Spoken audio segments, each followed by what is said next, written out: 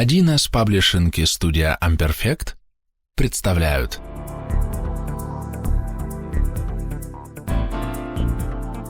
Лев Гумилев. Древняя Русь и Великая Степь. Оправдание книги. Еще на первом курсе истфака автору пришла в голову мысль заполнить лакуну во всемирной истории, написав историю народов, живших между культурными регионами Западной Европой, Левантом, Ближним Востоком, и Китаем, Дальним Востоком. Задача оказалась сверхсложной.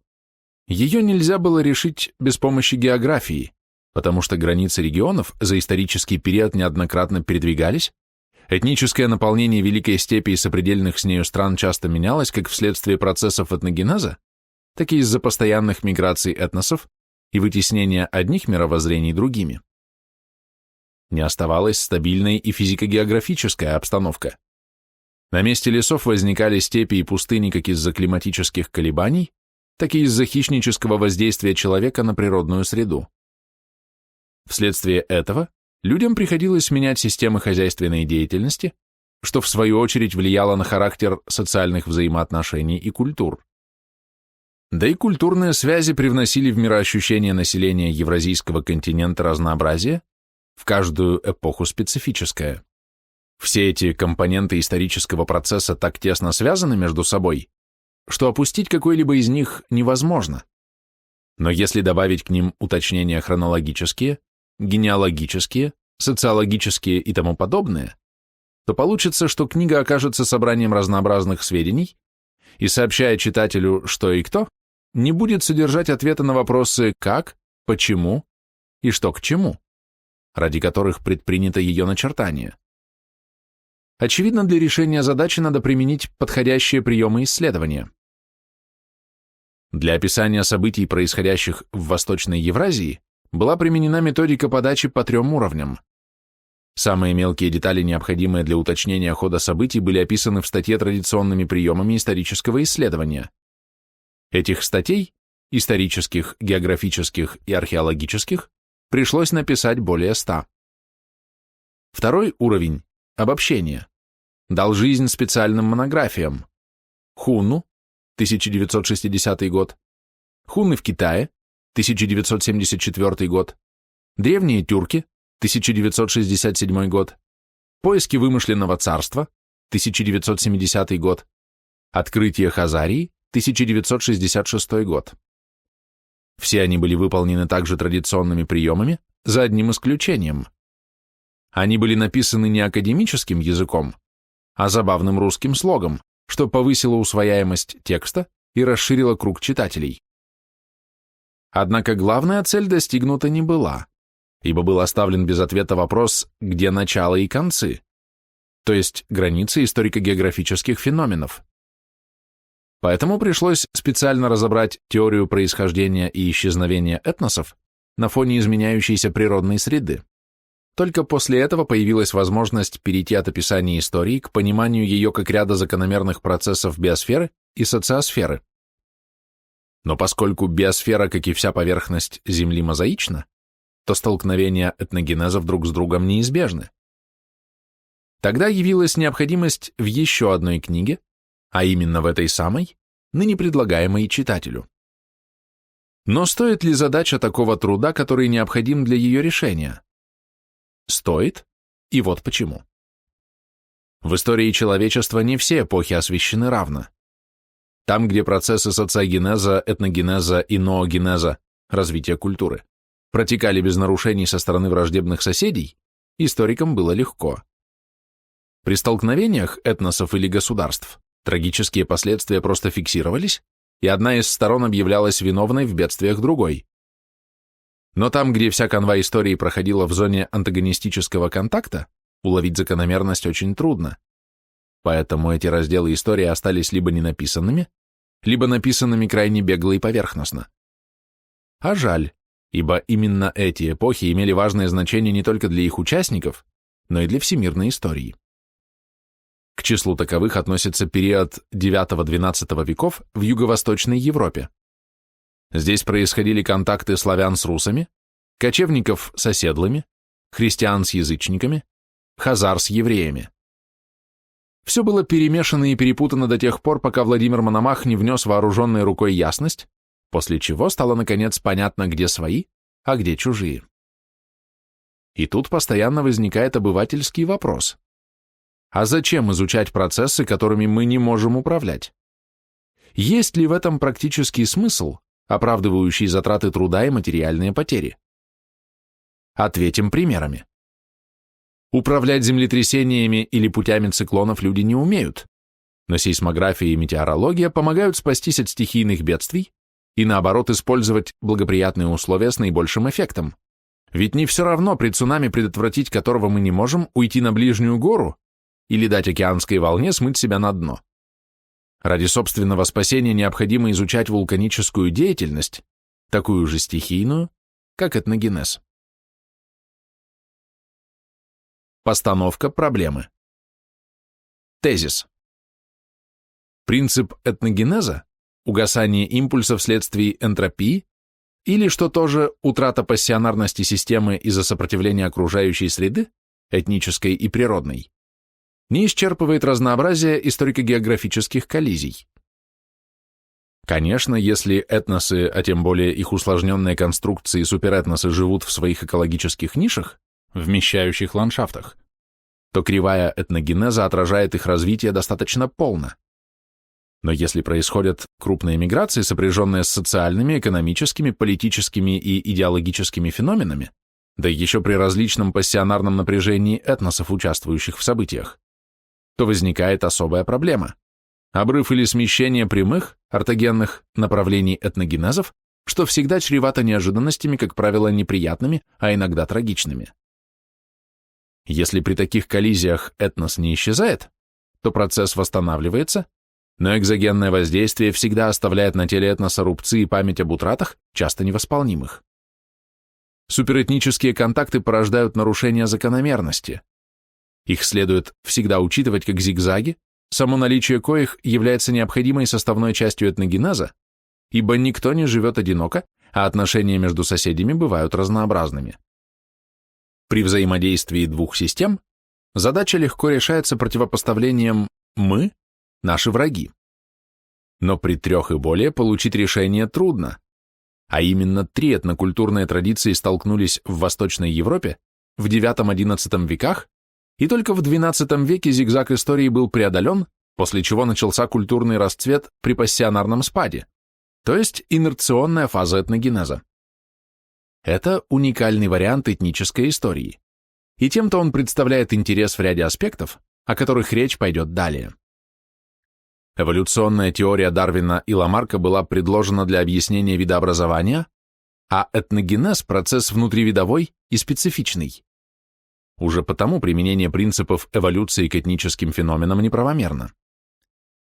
Этнические процессы дискретны, прерывисты, а исключения из этого правила, персистенты, твердые и устойчивые, не продлевают свою жизнь, а останавливают ее, как Фауст остановил мгновение, но ведь тут-то его и зацапал Мефистофель.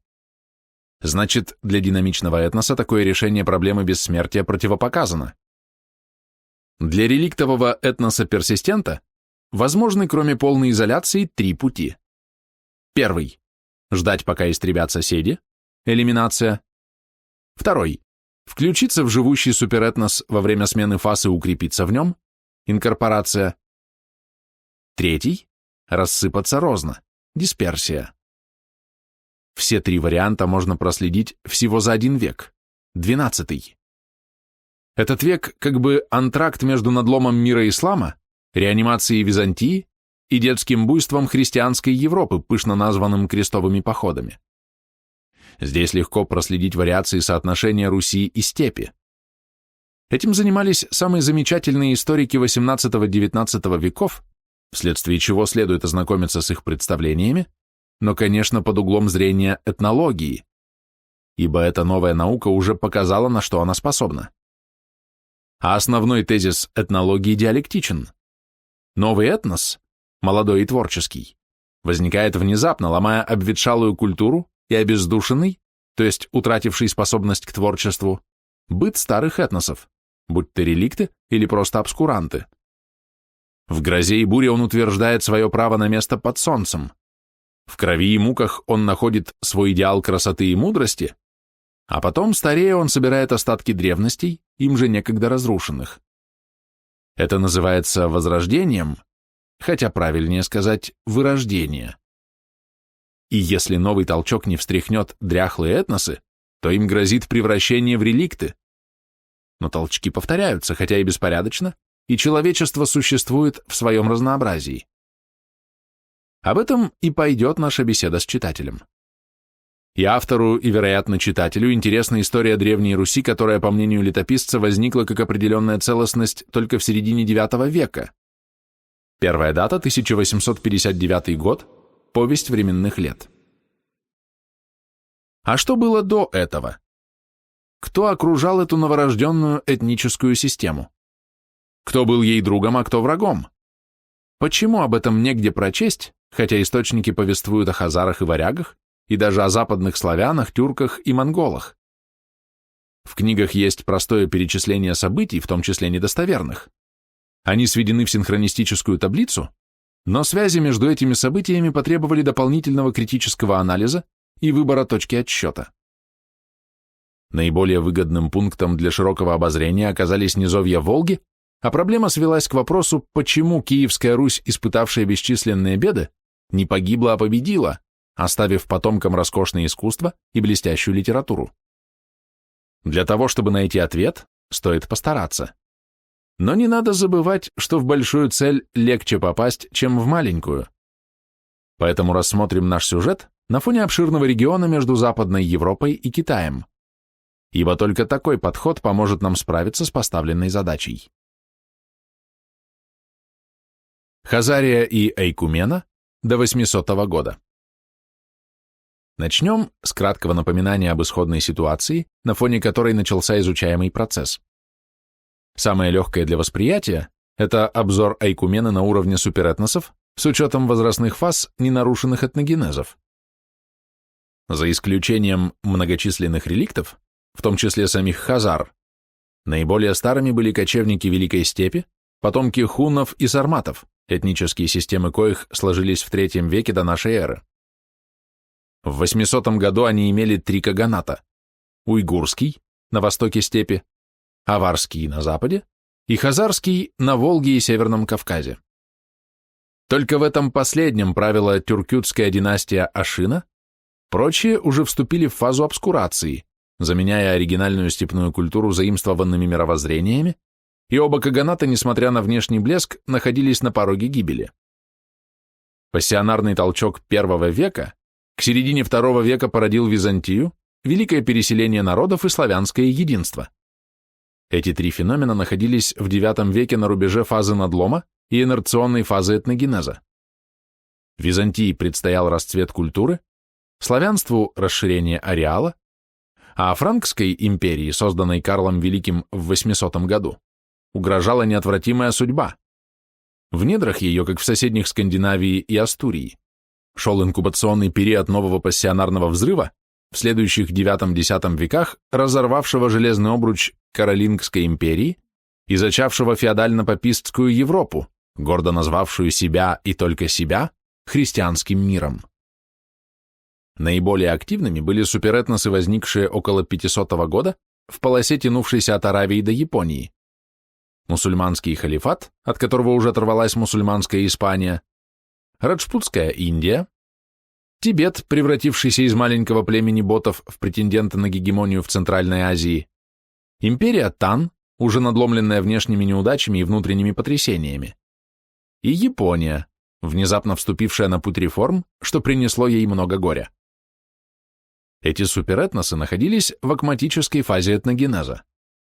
Пассионарность разрывала их на куски, ломала культурные традиции, мешала установлению порядка и, в конце концов, прорвав оковы социальной и политической структуры, растеклась по сектантским движениям, губительным, как степные пожары. Но это была пока перспектива. А в 800 году халифат аббасидов, Тибетское царство и империя Тан стояли столь крепко, что казались современникам вечными. Обычная аберрация близости, характерная для обывательского восприятия мира. Современное считается постоянным. Но несмотря на разнообразие возрастов, вмещающих ландшафтов, культурных типов и при вариабельности политических форм феодализма, между всеми перечисленными этносами, да и реликтами, было нечто общее. Все они появились вследствие взрывов пассионарности в определенных географических регионах, к которым были уже приспособлены их предки, этнические субстраты. Следовательно, миграции их носили характер расселения в сходных ландшафтных условиях, привычных и пригодных для ведения хозяйства традиционными приемами. Исключение составляли некоторые германские этносы – готы, вандалы, руги, лангобарды. Так они и погибли как этнические системы, а их потомки слились с аборигенами Испании, Италии и Прованса. Этносы франков и англосаксов расширялись в привычном ландшафте и уцелели. Благодаря этой географической закономерности в первом тысячелетии нашей эры почти незаметна роль этнических химер, которые, если и возникали в пограничных районах, например, в IV-V веках в Китае, то были неустойчивы и недолговечны. Но и тут было исключение из правил. Этнос, освоивший антропогенный ландшафт вместе с его аборигенами, стал независим от природных ландшафтов и получил широкую возможность распространения. Для этого этноса ареалом стала вся Айкумена, а контакты его с местными жителями стали не симбиотичными, а химерными. Посмотрим, оставаясь в пределах окрестностей Каспийского моря, как возникали такие системы и к чему это привело аборигенов и мигрантов. Этого будет для решения поставленной задачи необходимо и достаточно. Однако история культуры на территории Восточной Европы в первом тысячелетии изучена весьма неполно. Следы ее исчезли, но это повод, чтобы поставить проблему так. Культурный ареал всегда имеет центр, как бы столицу, которой принадлежит гегемония. Древняя Русь перехватила гегемонию у хазарского каганата в X веке. Следовательно, до X века гегемония принадлежала хазарам, а истории Древней Руси предшествовала история Хазарии. Но история Хазарии имела две стороны – местную и глобальную, принесенную с Ближнего Востока еврейскими эмигрантами. Без учета фактора международной торговли, история не только Хазарии, но и всего мира непонятна.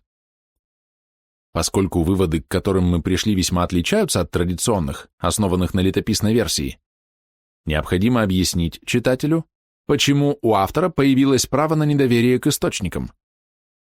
А чем отличается этническая история от истории социально-политической и культурно-идеологической, будет ясно из текста и характера изложения. Что искать и как искать? Поставленная нами задача одновременно и перспективна, и крайне сложна. С одной стороны, в Юго-Восточной Европе переплелись воздействия многих суперэтносов, евразийских тюрок, наследников эпохи Великого Каганата, Византии, мусульманского мира эпохи халифата и христианского мира, только что сложившегося в суперэтническую целостность. Не меньшее значение имели реликты великого переселения народов Азии, неукротимые угры, воинственные куманы, ветвь динлинов. Но на первом месте стояла Древняя Русь, сомкнувшая свои границы с Великой Степью. Уловить и описать характер взаимоотношений этих этнических групп на одной территории и в одну эпоху значит решить проблему этнического контакта путем эмпирического обобщения.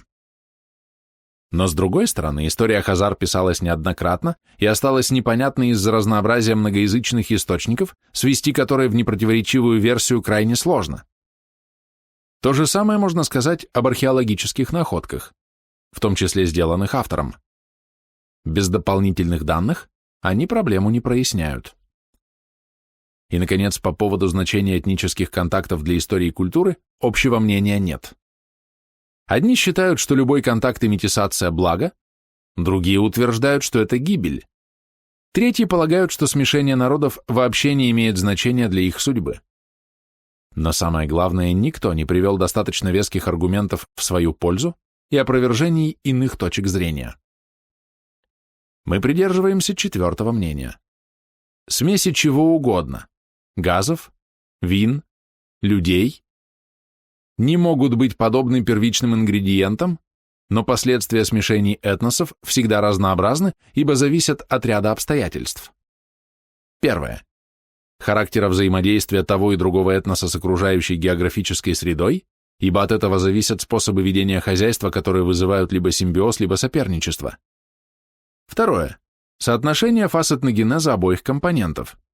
Фазы могут совпасть или нет, а в последнем случае более пассионарный этнос давит на соседа независимо от личного желания отдельных его представителей, даже вопреки их воле.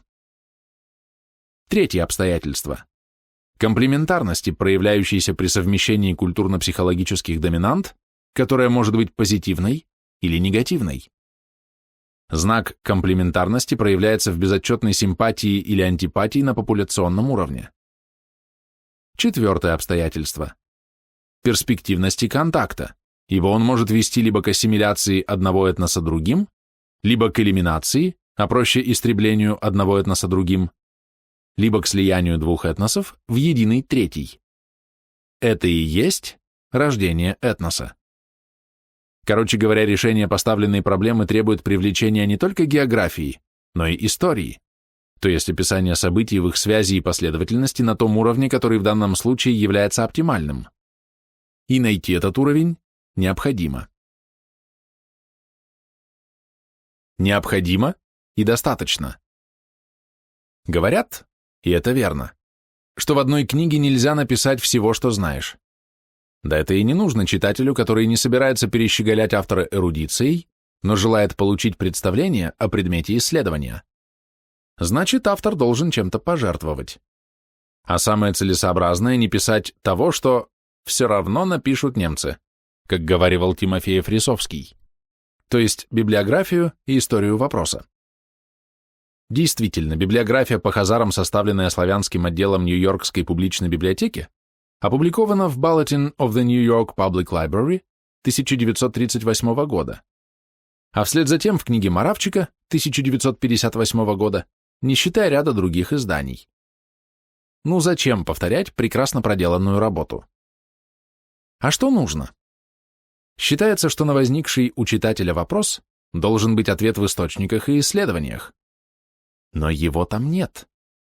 Ответ содержится не в самих сочинениях, а где-то между ними, и решение вытекает из широких сопоставлений фактов и явлений. Следовательно, та история, которая нам нужна, может быть написана не по источникам, а по фактам, отслоенным от источников.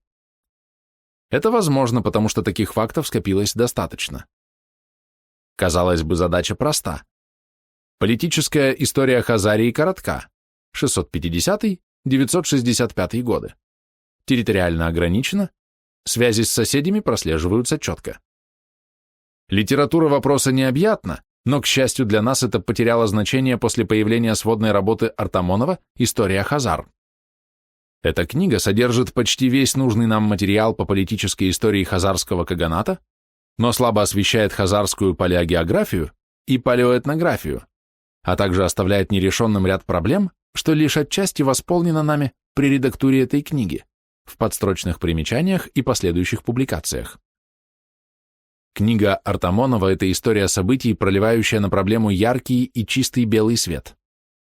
Но известно, что преломляясь в фокусе линзы, этот свет распадается на разноцветный спектр, а это-то и нужно для анализа явления. Красный луч социально-прогрессивного развития, желтый свет с оранжевым золотистым оттенком культурная традиция, сине-зеленые тона воздействие климатических изменений вечно колеблющегося воздушного океана и белесый ультрафиолет пассионарного напряжения, невидимый, но обжигающий кожу. Все это разнообразие доступно лишь современному ученому, совмещающему естествознание с историей и социологией. История событий для этнолога – необходимый трамплин, исходный пункт изучения. Эта история ставит вопрос «как?», но не «почему?» и «а не могло ли быть иначе?». А ведь именно эти вопросы волнуют читателей XX века. Поэтому дальнейшее развитие идей и тем Артамонова не снижает значение его труда, а наоборот, дает его вкладу в науку новую жизнь. В 1959-1963 годах в дельте Волги были обнаружены хазарские погребения и могилы соседей хазар. Тогда же удалось установить характер климатических колебаний в степной зоне Евразии и даты трансгрессии Каспийского моря, весьма сильно повлиявших на судьбу волжских хазар. Физическая география внесла свой вклад в историю. Но всего этого оказалось мало для связанного объяснения величия и падения Хазарии. Потребовалось привлечение этнологической методики и нескольких дополнительных исследований, чтобы кратко и четко, с минимальным числом деталей истолковать этническую историю Хазарии и сопредельных стран. Границы бывают пространственные, временные и казуальные, то есть причинные. Поскольку в трактате «Этногенез и биосфера Земли» было показано, что этническая история не беспорядочный набор сведений, без начала и конца, Александр Блок, и не просто дней минувших анекдоты, Александр Пушкин, а строгие цепочки причинно-следственных связей, с началом и концом, переплетенные между собой, то чтобы попасть в цель, надо учитывать прошлое процесса, его окружение в изучаемый период и общую панораму после пятого акта трагедии. Да, именно трагедии, ибо каждый конец – это гибель того, чему было посвящено историческое повествование. Поэтому автор просит читателя ознакомиться с историей Нижнего Поволжья и добавляет к этому здесь предваряющий экскурс об этносе, внедрившемся в просторы Великой Степи, благодаря чему и возник зигзаг истории, которого могло бы и не быть, если бы события на Ближнем Востоке в первом тысячелетии нашей эры происходили хоть чуть-чуть иначе. Среди историков бытует убеждение, что все, что произошло, не могло не произойти, сколь бы незначительным ни было событие по масштабу. Это мнение нигде не доказано, по сути дела предвзято, а потому не обязательно ни для читателя, ни для мыслителя. Конечно, законы природы и социального развития не могут быть изменены произвольно, но поступки отдельных персон не предусмотрены мировым порядком, даже если они влекут за собой существенные последствия. Другое дело, что они взаимно компенсируются в процессах глобальных, региональных и эпохальных. Но образуемые этими поступками зигзаги дают ту степень приближения, которая необходима для уточнения описываемого явления. Вот почему учет подробностей для этнической истории не помеха, хотя и не самоцель. Способ исследования. Этнологическое исследование, в отличие от исторического, базирующегося на источниках, основано на сумме достоверных фактов, почерпнутых из монографий, где источники прошли проверку путем исторической критики. Но если привлечен новый материал, или старый требует пересмотра, или учтены малоизвестные сведения из смежных областей, связанных с нашим сюжетом, исследования проведены традиционной методикой и отражены в сносках. Несоблюдение этого условия сделало нашу работу трудной для чтения из-за перегрузки мелочами, которые отвлекают внимание читателя, но не дают ничего существенно нового и важного. Значительную часть книги Артамонова составляет пересказ источников с большим количеством подробностей, повторять которые нет смысла. И наоборот, там нет анализа международных политических и культурных связей, а также фона этнической истории, на котором протекала хазарская трагедия, унесшая великий этнос в небытие. А именно последнее представляет интерес для современного читателя.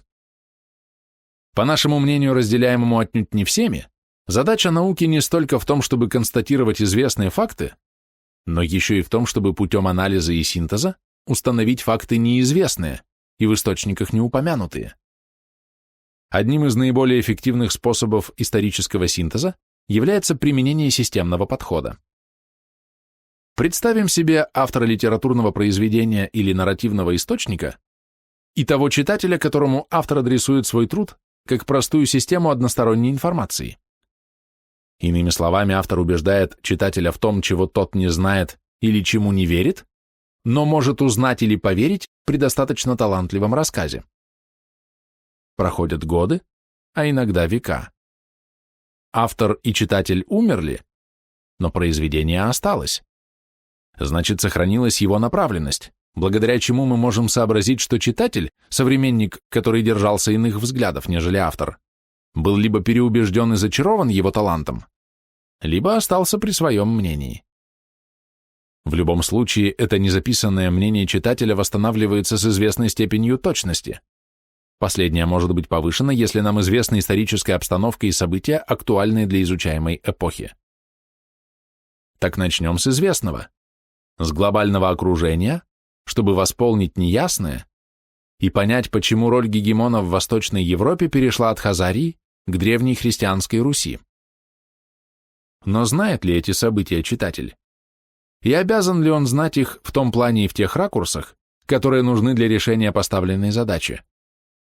И, наконец, сможет ли он, даже будучи эрудитом, угадать, что имеет в виду автор, только упоминающий, а не описывающий какой-либо факт из истории раннего Средневековья?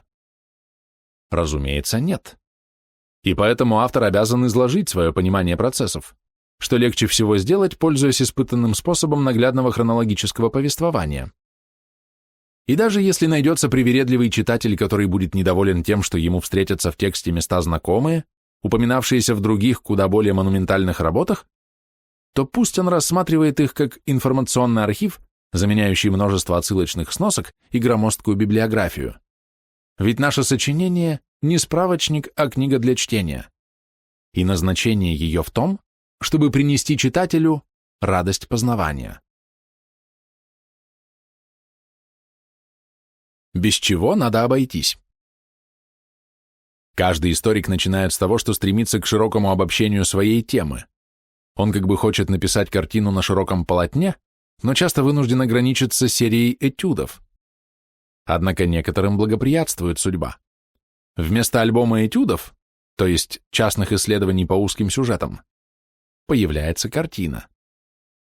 Как правило, такие, в кавычках, картины имеют дефекты, из-за которых возникает недоверие к предлагаемым трактовкам. Но игнорировать такие попытки нельзя. Это академически некорректно. История хазарской проблемы до 1962 года изложена у Артамонова, и согласно принятому здесь принципу «не повторяться», рассматриваться нами не будет. Но за последние 20 лет на Западе появились концепции, облеченные в форму монографий, касающиеся нашей темы и оригинальные настолько, что их надо либо принимать полностью, либо объяснить причины недоверия к ним. И хотя последнее будет ясно из текста нашей книги, а упомянутые монографии в ней цитироваться не будут, не написать об их существовании и значении просто невежливо по отношению к их авторам. Наиболее парадоксальным является взгляд Артура Кёстлера. Он полагает, что с VII по XII век от Черного моря до Урала и от Кавказа до сближения Дона с Волгой распространилась полукочевая империя, в которой обитали хазары, народ тюркского происхождения. Занимая жизненно важный стратегический проход, откуда и куда, между Черным и Каспийским морями, они играли важную роль в кровавых событиях в Восточно-Римской империи. Они были буфером между грабителями-степняками и Византией. Они отбили арабов и тем предотвратили завоевание исламом Восточной Европы. Они пытались сдержать вторжение викингов в Южную Русь к византийским границам. Но в Византию викинги попадали по Средиземному морю. Где-то около 740 года, дата неверна, царский двор и правящий военный класс обратились в иудаизм. О мотивах этого необычайного события ничего не известно. Вероятно, это давало определенное преимущество для маневрирования между соперничавшими христианским и мусульманским мирами. К X веку появился новый враг – викинги, скоро ставшие известными как русы. Устарелое и неверное отождествление. Русы известны с IV века. Хазарский бастион Саркел был разрушен в 965 году. Центральная Хазария осталась нетронутой, однако государство Хазар пришло в упадок. Основной тезис книги, ради которого она написана, таков. Поток еврейской миграции в Европу шел не через Средиземноморье, как раньше считалось, и как оно и было, а из-за Кавказья через Польшу и Центральную Европу. Поэтому обитатели Восточной Европы – потомки евреев, 13-е колено Израилева. Почему эта точка зрения неприемлема, будет видно из дальнейшего. Выбранный нами угол зрения, рассмотрение ранней истории Древней Руси как последовательности русско-хазарских связей, позволяет избежать полемики по мелким вопросам. В 50-60-х годах в Америке опубликованы 2 исследования по предыстории Руси. Выполнены они на русских материалах, тех самых, которые нам доступны. Оба содержат много мелких неточностей, главным образом из-за некритического восприятия теории существования третьего центра Руси, Азово-Черноморского, население которого произошло от сарматов, роксоланов. Эта концепция, родившись в России, ныне не разделяется подавляющим большинством ученых, в числе коих находится автор. Но оспаривать эту версию можно либо путем скрупулезной проверки деталей источников, либо путем противопоставления собственной версии, в которой эти детали получают истолкование без гипотез и натяжек. Второй путь лучше, ибо римляне называли скрупулюсом камешек, попадавший в сандалии и коловший пятку. Его надо было просто вытрясти, а не изучать. Кроме того, наши академические требования выше, чем в США, в том смысле, что у нас заведомо неверные даты не публикуются, а собственные гипотезы оговариваются как необязательные для читателя. Вернадский при составлении хронологической таблицы по древней истории Руси снабдил сомнительные даты звездочками, и стало ясно, что все достоверные факты известны и нам. Но Ляшевский для подкрепления своих гипотез привлек данные в Лесовой летописи, хотя она издана не полностью и не прошла проверки исторической критикой. Напрасно он это сделал, потому что ссылаться на его исследования стало опасно. А вдруг князь Святояр или происхождение Рюрика от дочери Гостомысла у Милы вымысел, домысел или нечеткое чтение текста? Ведь одна такая оплошность может повлиять на выводы и тем самым скомпрометировать всю работу. Да и нужны ли для истории такие уточнения? Сам Ляшевский пишет: «Ничего выдающегося в этой летописи нет, что резко изменило бы наши знания о прошлом. Поэтому эти работы как пособие нами не использованы, хотя точки зрения авторов во внимание приняты». Иной характер носит книга Сергея Леснова, Парамонова. Она удивляет читателя. Из 5 основных тезисов автора советский читатель воспринимает 4 как нечто общепризнанное, а 5, о Влесовой книге, как личный каприз автора. Автор считает, что первое. Скандинавы не играли роль в образовании русского государства. Второе. Русь как племя создалось в начале новой эры и всегда было славянским. Третье. Славяне – автохтоны Центральной Европы. Четвертое. У древних славян была руническая письменность. Пятое. Влесова книга достоверна.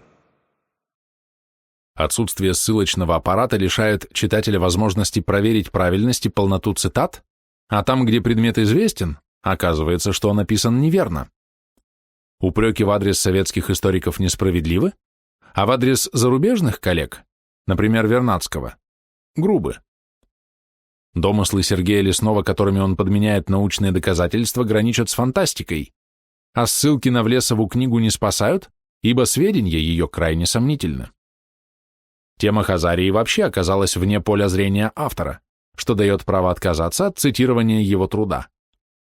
Нецелесообразность историографического обобщения продемонстрирована в работе Сахарова «Дипломатия Древней Руси», 9, первая половина X века. Автор проявил несказанное трудолюбие, изучив огромное количество статей по некоторым важным вопросам истории Киевской Руси, но не все, что сделало его книгу однобокой, а версию исторического процесса неубедительной.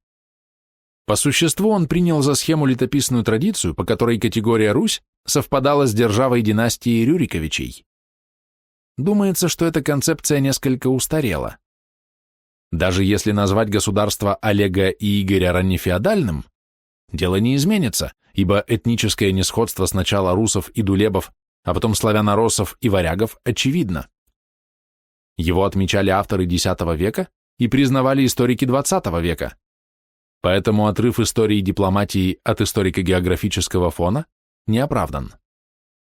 Однако историография, собранная Сахаровым, может быть полезна, как любая сводка материала. Она облегчает составление синтетических работ. Важно лишь осторожно относиться к заключению и ко второй книге «Дипломатия Святослава», так как выводы Сахарова отнюдь не подкрепляются приводимыми им самим фактическими данными. Но это не вина, а беда. Третья книга Сахарова «Мы от рода русского. Рождение русской дипломатии» издана в научно-популярной серии, что дает право ограничиться простым упоминанием. Впрочем, нельзя не удивиться тому, что автор книги считает своими предками древних ругов, а не славян. Но, может быть, он прямой потомок Рюрика и в состоянии проследить свою генеалогию далее 1000 лет. Оспаривать его признание нецелесообразно, ибо в приведенном им же тексте от рода русского было 15 человек. Карл, Ингелд, Фарлов, Вельмут, Рулов, Гуды, Руалд, Карн, Фрилов, Руар, Актеву, Труан, Лидул, Фост, Стемид. Сахаров «Мы от рода русского». И ни одного славянина. Итак, неприятие названных ранее сочинений связано либо с историко-географической путаницей, либо с законным недоверием к недостоверным источникам. Автор этой книги дважды не оригинален. Он, как все, хочет создать широкую историческую картину, но только на установленных фактах, путем логически непротиворечивых версий. И, как принято, он проверяет эти факты традиционными приемами исторической критики. Оригинальным же является этнологический подход, принципы коего изложены в трактате «Этногенез и биосфера Земли».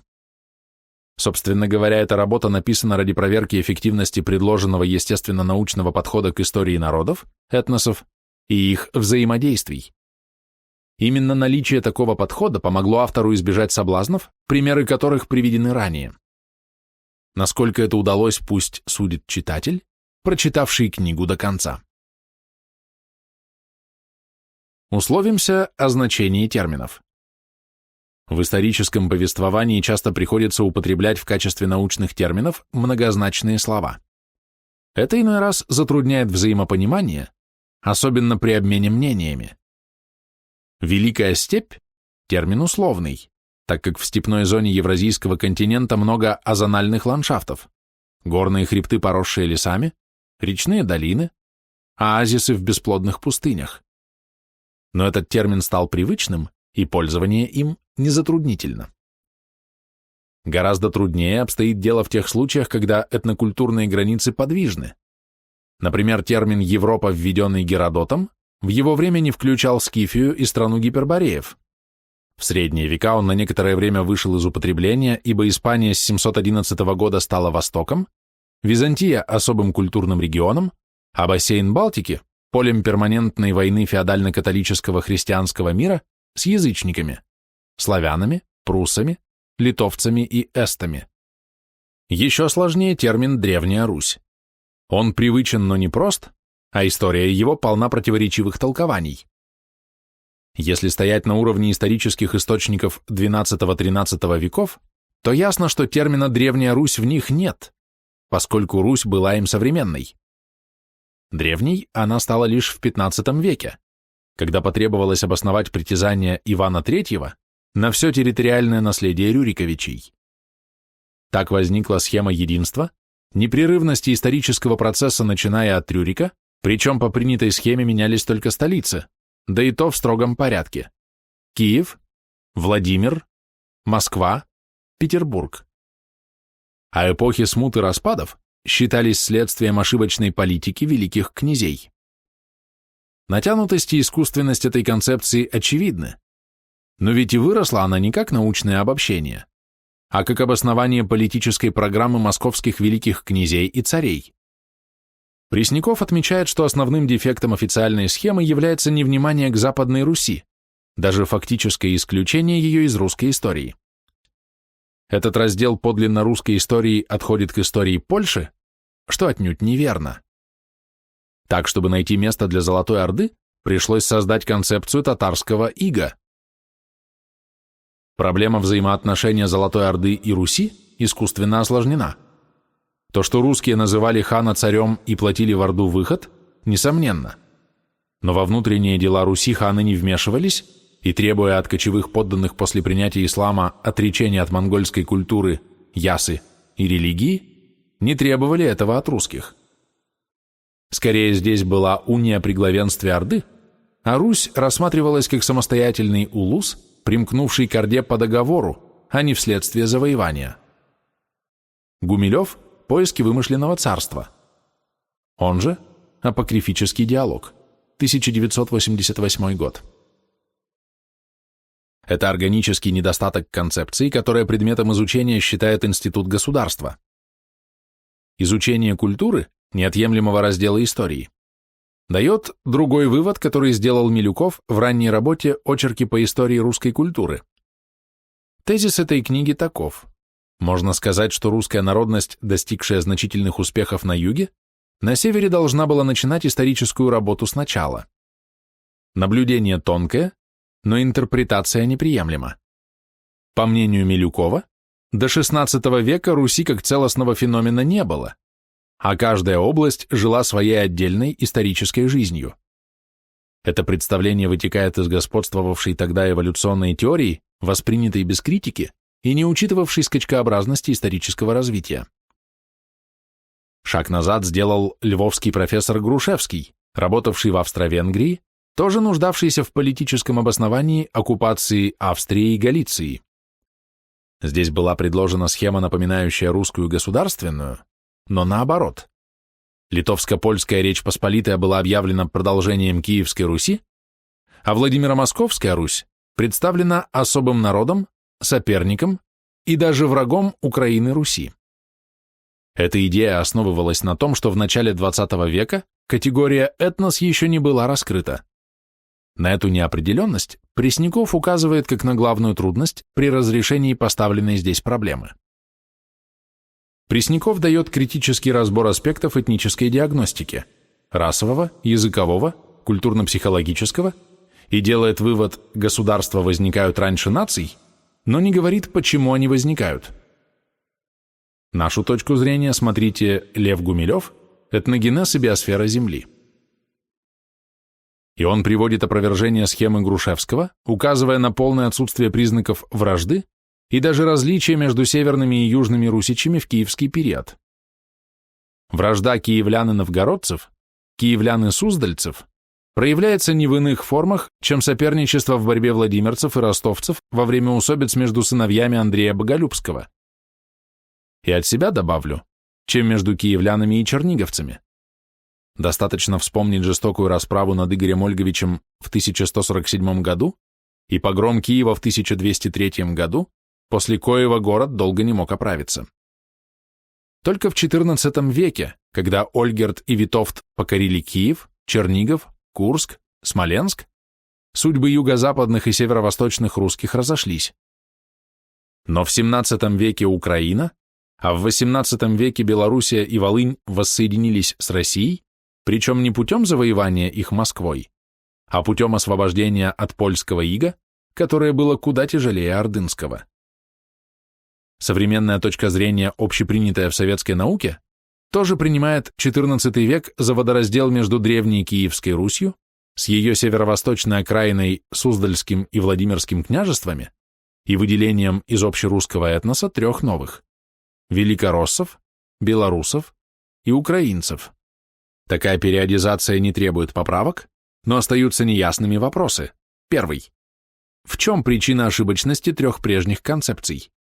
А причина эта явно общая. Второй. Каким образом удалось заведомую ошибочность преодолеть, а причину общей ошибки устранить? Краткие ответы на эти вопросы. Первый. Предложенная летописцем Нестором дата основания Руси – 862 год. Второй – работами Шахматова и Лихачева о древнейших славянах и концепцией этногенеза автора этих строк. История восточного славянства и русского этноса началась задолго до Рюрика, полагает Шахматов. Пересказ его теории происхождения восточного славянства не входит в нашу задачу.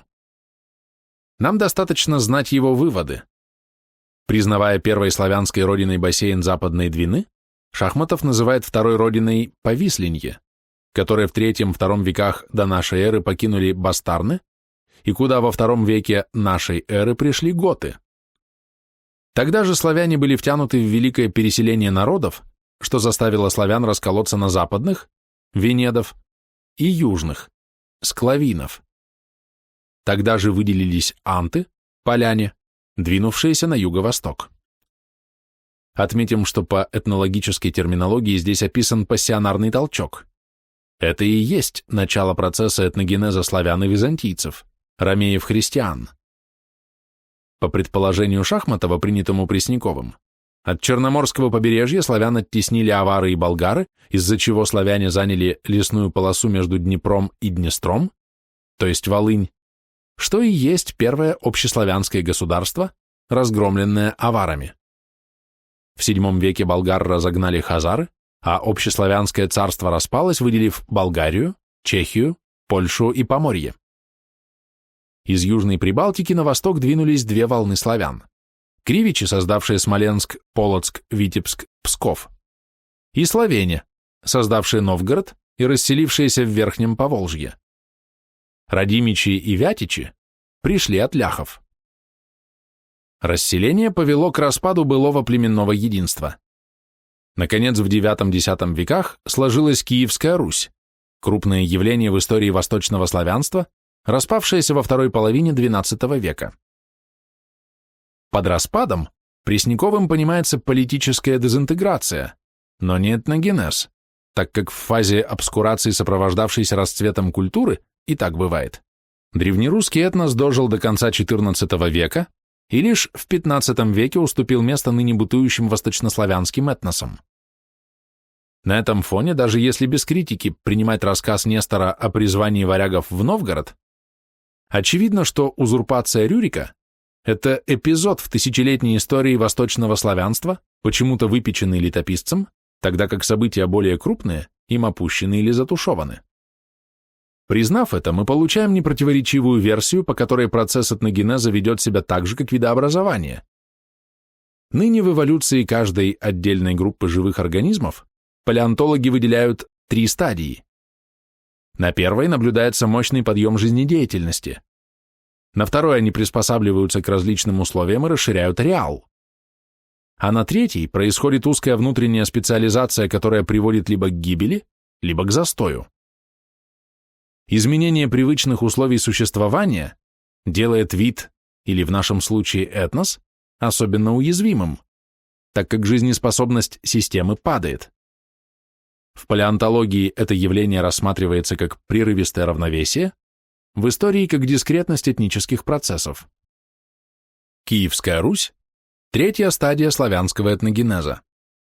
Она возникла тогда, когда славянство перестало существовать как целостность, сохранив как реминисценцию былого единства общепонятность речи или близость языков.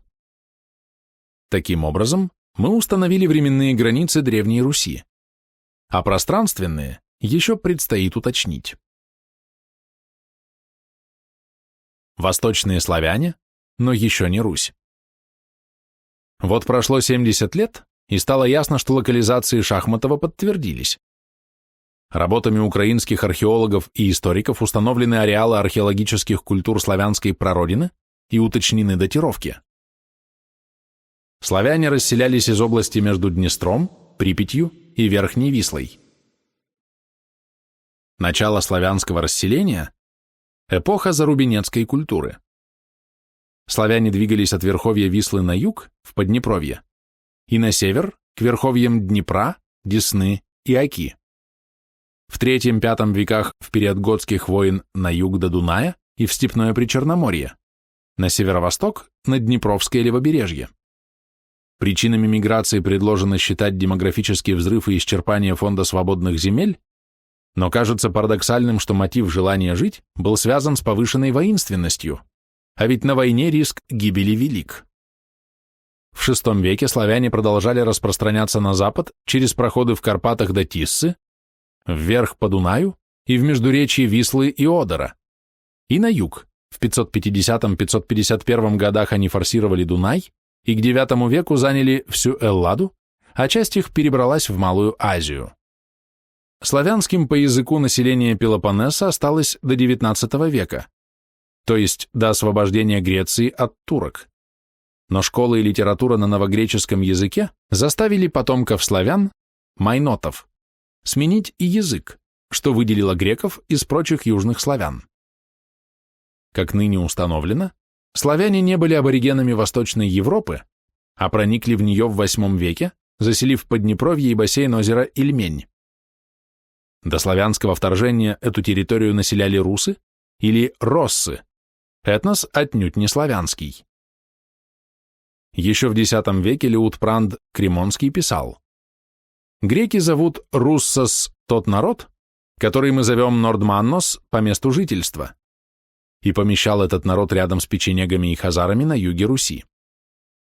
Скудные остатки языка россов, имена и топонимы, указывают на их германоязычие.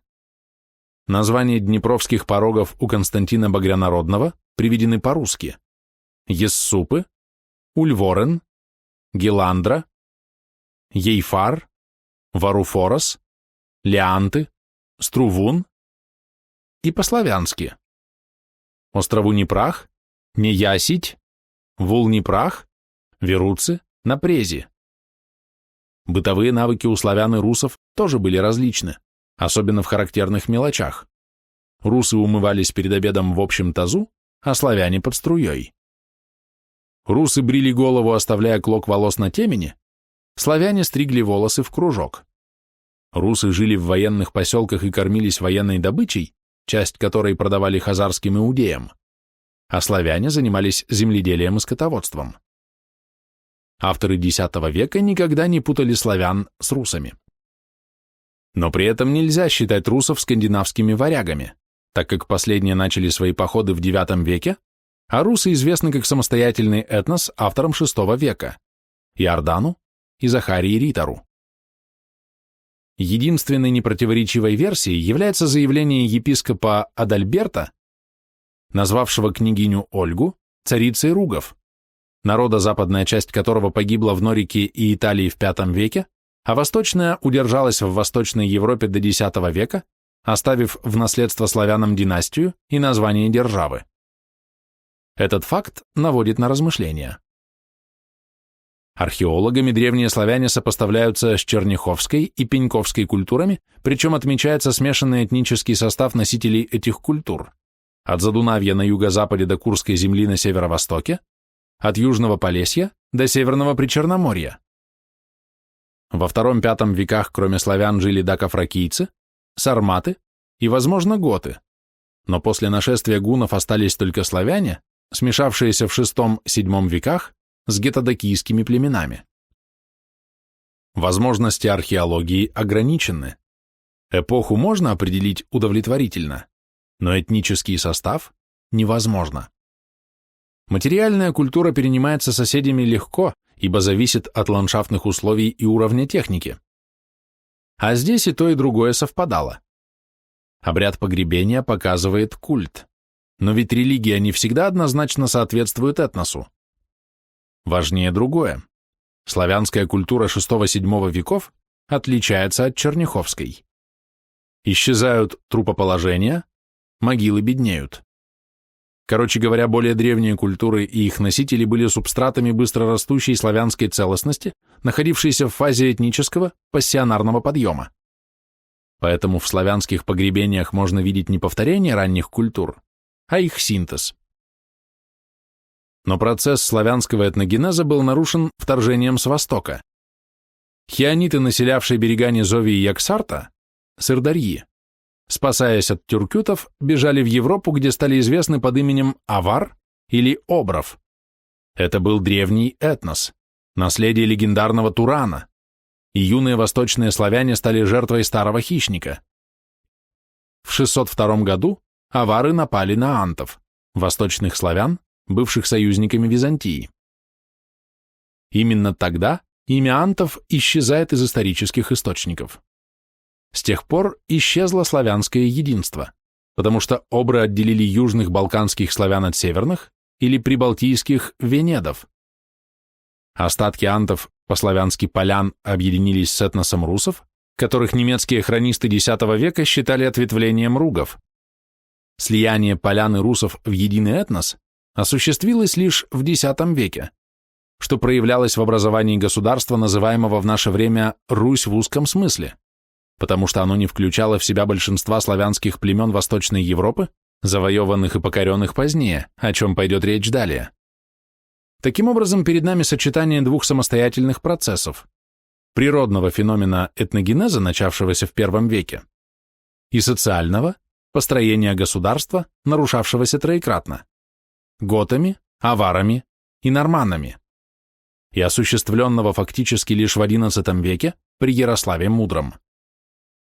Это начало государства русского, или точнее киевского каганата, как его именовали современники, например, митрополит Иларион, приходится не на фазу подъема пассионарности, не на фазу перегрева и даже надлома, а на инерционную фазу, которой свойственно интенсивное развитие литературы и искусства, что и заслонило от позднейших историков эпохи героических свершений, преодоленных бедствий и неописанных побед. Для нашего исследования славяне тема периферийная, но именно поэтому было необходимо уточнить пространственно-временное осмысление русской истории как результата двух пассионарных толчков и многочисленных этнических контактов, из коих ни один не был похож на другой. А культурная традиция, обусловленная никейским исповеданием и доблестью богатырей, проходит красной нитью сквозь века и страны, не меняясь, ибо она плод не природы, прекрасной в своей вечной изменчивости, а сознания, то есть культуры, цель которой – консервация. Но так как история одной страны всегда проходит на фоне мировой истории, так же, как эта последняя идет на фоне истории Земли, то мы должны вернуться к заданной теме нашего исследования – проблеме разнообразия этнических контактов, приняв за исходную точку северный берег Каспия, ибо оттуда удобно видеть и Запад, и Восток.